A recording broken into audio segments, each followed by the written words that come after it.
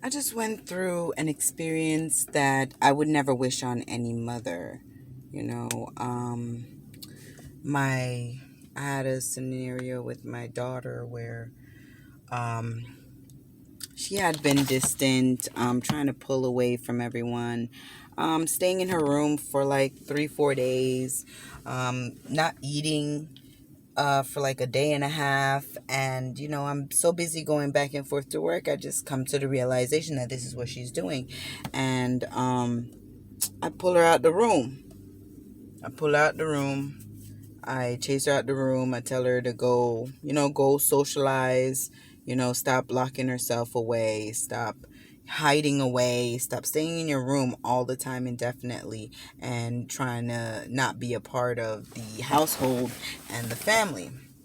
Well, then the next about a few days later, or the next day, actually no, the same day I went to sleep. That was on Monday. I went to sleep, and when I woke up, my daughter was gone. She had got a phone call from my estranged sister, who hadn't even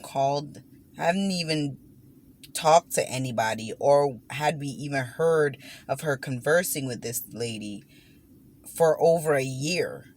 And all of a sudden, this lady calls her. My sister, my youngest sister, calls her, and she runs and she picks her up without my permission. So, of course, I'm livid when I wake up and I realize, well, when I find out that she's gone with my sister, a person that should have called me and asked me if it was cool to be with my daughter, which I didn't have a problem with her being with my daughter. The problem I had with it is because she took my daughter without my permission, and she brought her to her mother's house, which I don't like when she goes to her mother's house. My children go to her mother's house because my stepmom was spreading rumors and saying that my kids had destroyed her things in her house, which my kids hadn't been in her house to do stuff like that. And, like, a lot of times she thinks my kids go to her house and my kids do not. A lot of times I ask for my kids to go to her house and I just don't show, don't call, nothing. No text, no nothing. So, I get on the phone, of course. I get on the phone until I get her ass home. And I told her, how dare you, like, and shame on my sister for, like, not calling or notifying me or asking me if it's okay to remove my daughter from my property. Well, she evidently she took it up to hot. And in all actuality, the thing that transpired, I think my sister, her dad, and my daughter um was was conspiring together. And but anyways, let me stay on track. So, the situation happened, and she come home. First of all, she come home, she blows in the house. She don't say nothing to nobody. She go lock herself back up in the room. You hear me? I wait. I don't go and bother her right away. I wait over an hour before I go and chase her out the room again and say, you come and you start sulking and go jump in the room, when the main reason for me to tell you to get out the room, or the reason why you're upset, is because I'm telling you to stay out of the room. Please get out of your bedroom, so um so anyways, so then I took the phone from her because she was trying to act like, oh, she's sitting on the phone. That's why she's not coming outside to converse with anybody or to be a part of the household. So I took the phone. Of course, I cussed the ass out. Yeah, what the hell? Like, get your butt out the house. You don't know what you want. Get out the room. You don't know what you want. One minute you crying that nobody's paying attention to you. Then the next minute she just want to disappear. Like, what is going on with you? You have to decide. You can't have both. You want to either disappear or you want somebody to pay attention to you. You can't be both things. So, I took her phone and I When I took her phone, I wanted to take her cell phone out of the house, but I didn't. And around that time, I was going through some stuff with my boyfriend at the time, and it was driving me, it was working my nerve. It was raising my blood pressure. Plus, I'm dealing with the stuff from her, and I can't turn to none of my friends because I have mostly guy friends, and I can't turn to none of my guy friends because my boyfriend's not allowing. He's over here being insecure about the whole situation. But whenever he feels like it, he can call and hang out with his female friends, which he's claiming that he don't have female friends, which is a damn lie because the whole time we were together, 2014, 15, 16, no, 2015, 16, I think it's 2017. Yeah, 2017. It was the opposite. Like when it was his turn, he did it. Um, so I don't know what he's talking about. Anyways, um, let's stay on task. So, anyways, so I stay out. I went out and I left and I went to my friend's house. Okay, first I went to my girlfriend's house. Then I went to my other girlfriend's house. And when I was at my girlfriend's house, my female friend's house, he was at my house going off. He called me from my son's phone because I wouldn't take his phone calls because I texted him that I didn't want to talk. And because I didn't want to talk or whatever. I'm getting off subject, right? So, I went through that whole thing with him where I ignored him the whole night so I can have a little peace, whatever. I come home, and I didn't come home because I went to a guy friend's house and I fell asleep talking to his sister. Just trying to, get different aspects of my situation because I know it's not supposed to be this when you're in a relationship where somebody's totally insecure and then trying to reflect their insecurity on you and drive you crazy with it. So anyways, I I hung out with his sister till she fell asleep. And then I fell asleep. Woke up, went home. No, I didn't went home. I went and picked up the lady that I usually pick up, drop her off, and then I got home like between 9 and 9:15. And then when I get home, I sat in the car for a bit, went inside the house, and when I went inside the house, I greeted her, I greeted everybody like it was nothing. Like I didn't push it. When I went inside the room where I left the phone, it was still there. Excuse me. Excuse me. So, I just got dressed and went to the gym to go meet my friend.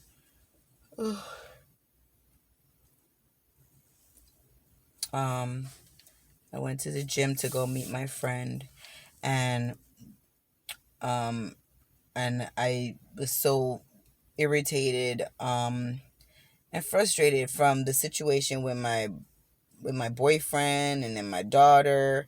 I just like didn't even work out.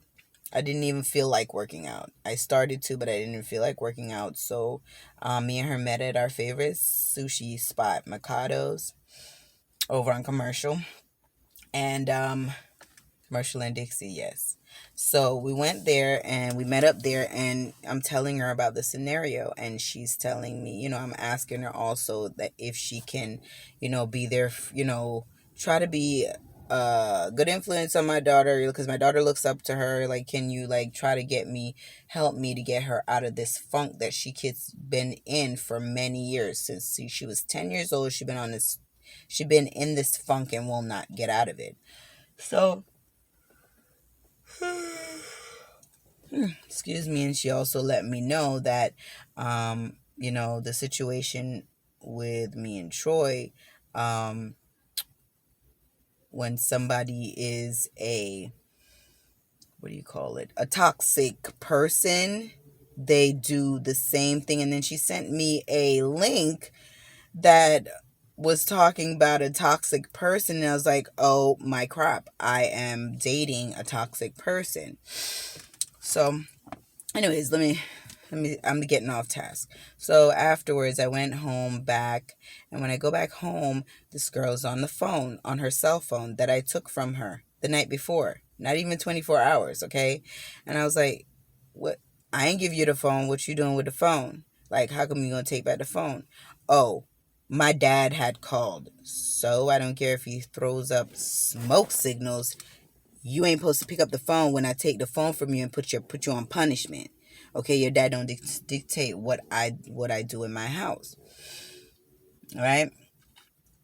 And then prior to that, I had bursted in the house because me and my boyfriend backed me, showed up at my house, which is what we were arguing about him showing up at my house, showed up at my house again, and trying to force me to sit in the car and argue with him.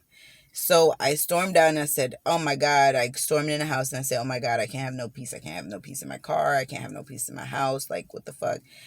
So then,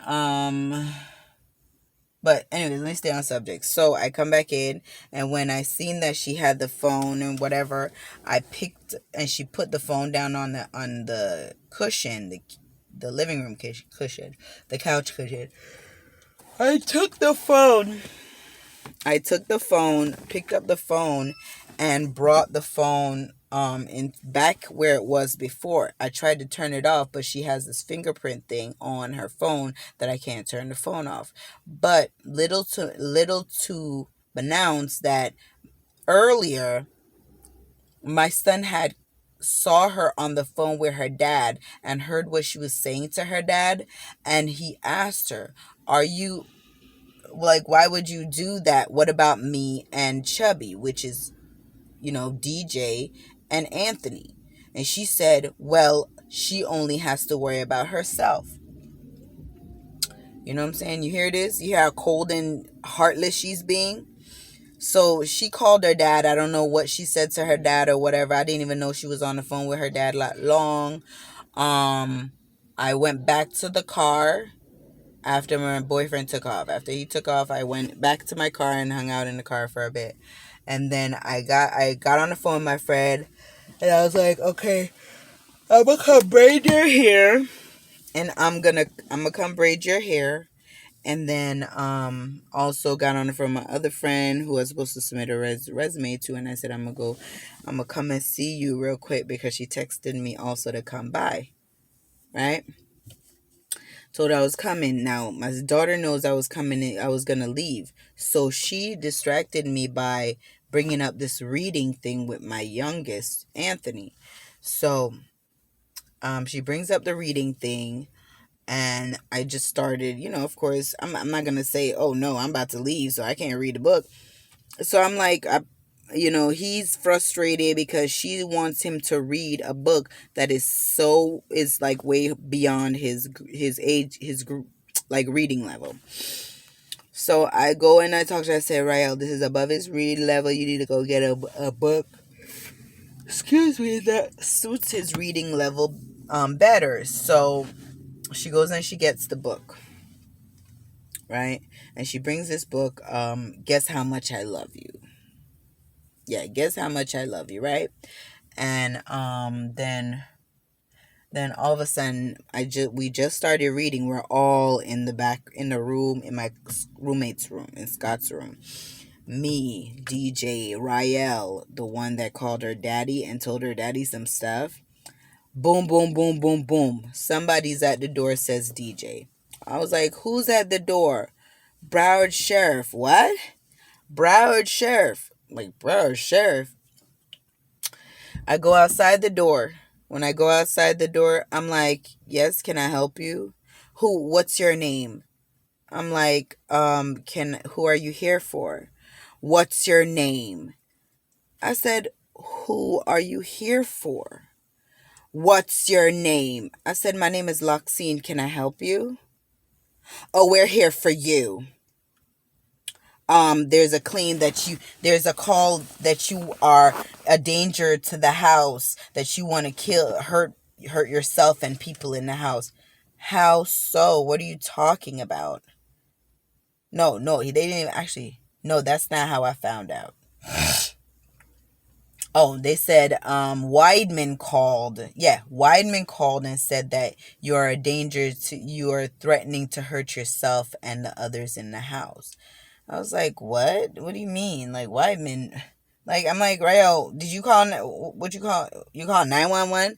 And it's like, no, no, Gene Weidman called and said that. So once again, her father has called the police on me for no reason. You understand? Now, me and him is not in conversation. We don't not speak. We don't even like text on a regular. We don't even email each other like once a day. Like there's nothing. We don't even like keep in touch once a week. We don't even check in with each other. We're not friends. So for him to call and say that I'm a danger of myself and danger of everybody else, he's not even in my house. How is he supposed to make that determination? So I explained to them the situation. I was like, all I did was take her phone. She was acting all withdrawn and stuff like that, and I took her phone. I didn't even take the phone for 24 hours. Like, what is going on here? So then he took Rael and took her over to like a side, and he's asking her some stuff, and I don't know exactly what he's asking her. I don't know what she's saying. I don't know up till now I still don't know what um the actual claim or report said, or why it is, what was the call that triggered them to come to my house in that manner. So they talked to Rael, and um and after they talk to Rael, they start to grab me and try to put my hand behind, grab me and start twisting my hand behind my back, and then saying, "Oh, you have to go. Oh, you need to come with us because you're a danger to yourself." I said, "Excuse me, how so?" Like, no, hell no. Like, no, why? And I was like, "Oh, I'm like, why are you guys arresting me?" "Oh, we're not arresting you. So why are you handcuffing me then? Since you're not arresting me, why are you handcuffing me? You know? Oh, we're not arresting you," and da da da. Like, literally wrestled me to the car and handcuffed me. Okay. Now during this time, I'm like, you see, Rael, you see you over here doing this stuff. Like, you have your dad call the police, and they're over here handcuffing me in front of my kids. Like, this is not necessary. So of course, they put me in the patrol car, and when I get in there and I tell them, look, you need to remove my daughter from the house. Remove her from the house because she's the problem. She's the one that called you guys and said that I'm a hazard to her dad is the one that called. They didn't have to call the police. There's no reason for this. So that this time I have my roommate who's 47 years old, my 17-year-old son, who his birthday is in 3 months. In 3 months, he's going to be 18 now, and he's there now with my 6-year-old. And you know that one of the BSOs had called CPS to come and pick up my kids. Even though I had the guy call my mom, and my mom said she was on the way. My sister-in-law was outside the door. They still was threatening to take my kids with CPS. Okay? All the while her dad I still don't even know what kind of lie that snake told the people, because I don't even understand. All he does is terrorize me. He's called the CPS so many times, making false claims, and whether or not they're false, they still stay on your fucking record. That's the worst part. It stay on your record whether or not the friggin' claims are false. You understand? So, yeah, of course, I'm in the patrol car. I don't feel, I'm just frustrated. I'm feeling hurt. I'm feeling embarrassed because they handcuffed me and dragged me and threw me into the patrol car in front of my neighbors. My neighbors all out looking and stuff. When in all actuality, the main reason cops have so much trouble, they don't actually feel like they should take the time to talk to people and express what's going on instead of tussling and wrestling with people. Because I've been arrested before, and at one time I got arrested, I didn't get handcuffed because I was compliant. They said, we got to take you in. Okay, no problem. I just got into the patrol car. They locked the door behind me. I did something to get arrested, so I went willingly. Now, if the cops are more, if they were more, willing to give me more information or talk to me, I would have went over to the patrol car. They could have handcuffed me once we went to the patrol car, and then I could have went and got in. They didn't have to wrestle me down right in front of my kids and stuff. Like, why do they feel the need to have a struggle about everything? You don't need a struggle for everything. Okay? You don't have to also go to every call ready for a struggle. So during this time, I called the guy, told the officer, called my daughter's father. He shows up. And when he shows up, I told him to get her out of the house, because, I mean, think about it. If some kid just did this to you, if whether or not it's your child, your neighbor child, some child out of the random, you don't want them to be in your house, especially since they're having the cops unlawfully drag you off, dr- drag you off and throw you into a psych ward. Now, I get to the psych ward, and thank Jesus. Okay? Now, even though they spoke to my mother, my brother, my sister-in-law, my 17-year-old son, my 6-year-old son, my 47-year-old friend, they still took all their words over my daughter and her father. Okay? So,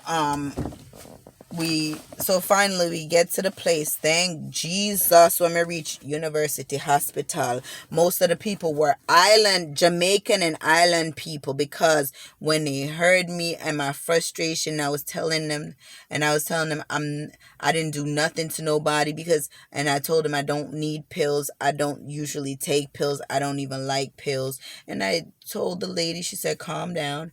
And she let me explain my scenario. And she gave me the heads up and told me, look, since you don't have a reason to be here, all you have to do is not act overly frustrated or overly angry or overly anxious or overly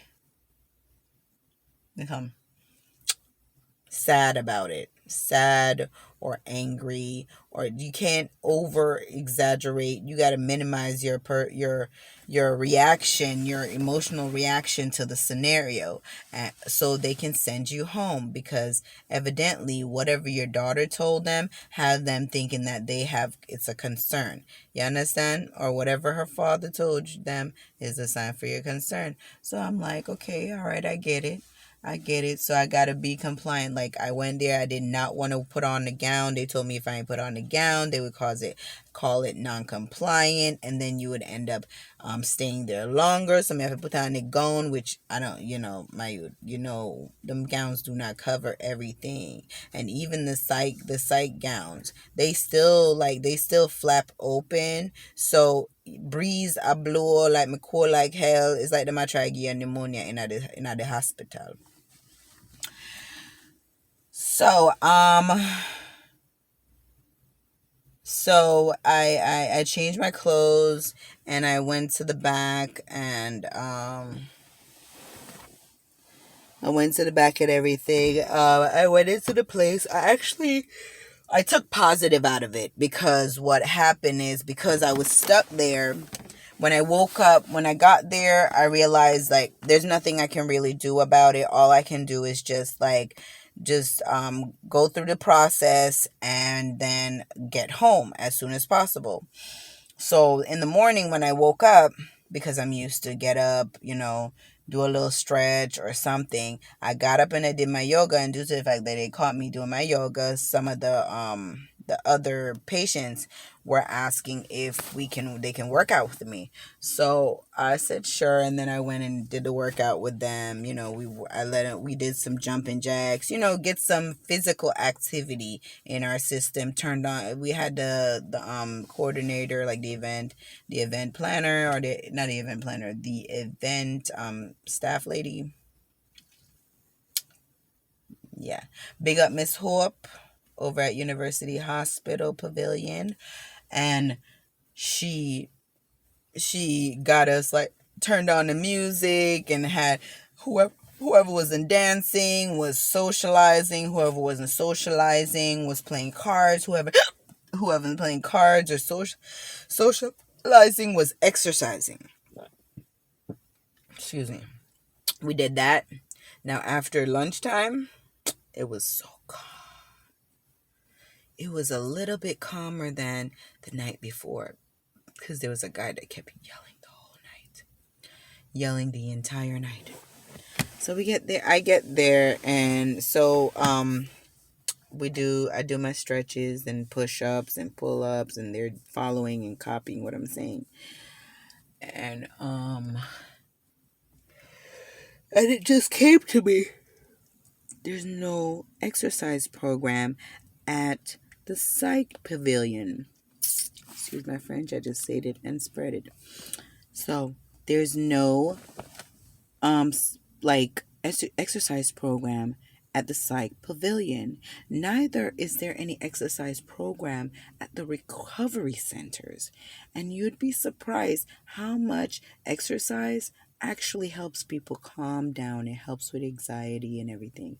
So I was like, yeah, bet. So the next day I get there, I'm like, okay, I wake up, and which is today. Today I got up and I said, okay, I'm gonna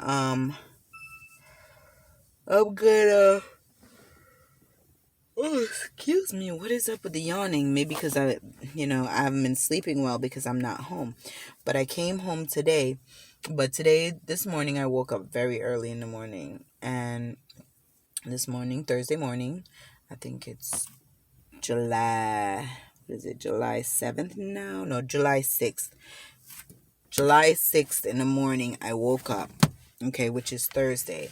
And I said, okay, they said I was going to get out, but, I don't know what time I'm going to get out. So I'm going to get up and create, proactive and not just lay on my ass where I get lazy again. So I went and was inquiring on who wanted to do yoga with me. But then my antibiotics started making me sick. So I went to the nurse and asked her for some tea. And then then I got a little sick. So when I got sick, I just got out and I had some hot tea. And then we had breakfast and lingering around. I'm waiting for the lady to open the door. Finally she opened the door. We go outside, and whoever said they were gonna do yoga, we just decided to do a little bit of yoga and a little bit of strength training. And just by giving that initiative to a lot of them, they started working out on their own, like separately, like individually. And I'm like, yes, because that's the main thing. Like, you have to be fully balanced for you to be able to excuse me, wow, for you to be able to survive and live in society. So I came home. So finally, I'm released from this place. Okay, but when we did it on today, when we did on the 7th of August, no, on the 6th of August, Thursday, when we did the exercise, everybody, right about the point that we were done exercising, everybody, they called us in for lunch. We went and did lunch, came out. When we did lunch, everybody who wasn't who was exercising when they bathed, and I'm trust me, by 2 o'clock the place was quiet. A whole bunch of people disappeared because they got so relaxed and burnt out from working out, and then they go eat and then belly full, and nigga right to sketch them and then go lay down. Okay. So I know that I seen from a 2-day experiment that it will benefit them for them to do exercise. So where was I? So I finally got out. Thank God. Thank you, Jesus. About 5 o'clock. Um, August 6th, Thursday. And I'm out, and I'm coming out, and I realize I'm just hearing like a lot of stupidness. But here's the thing, like whatever it is, my daughter didn't have to call the cops on me. My daughter didn't have to tell her dad. Like if she knew her dad was calling the cops, she could have given me the heads up. You understand? She didn't have to and then since she knew he was gonna have the cops, she should have never baited me to stay and read the book with him. Like, why do I trap you? Like, I really don't understand. I'm like beside myself, because I feel like it's an ultimate betrayal for you to constantly, and I ask you all the time, please do not share my information with your dad. If he wants to know what's going on with me, he can email me on the Talking Parents thing. He's not really doing it to find out about you. He's just doing it to hurt me. That's all he want to know the information for. So where was I? Focus. So I'm here, and I had to call off of work at the last minute, which I'm still sitting here waiting for my supervisor to come and say, talk to me, which he wants to talk to me because I called off at the last minute. I called off in the morning, but I had to be at work at that night, and we're supposed to actually call 24 hours ahead of time. And I've never called off since I started in in March. I started in March, and I have not called off.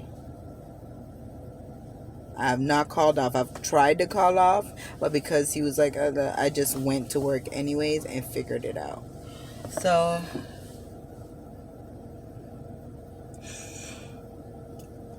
oh shit.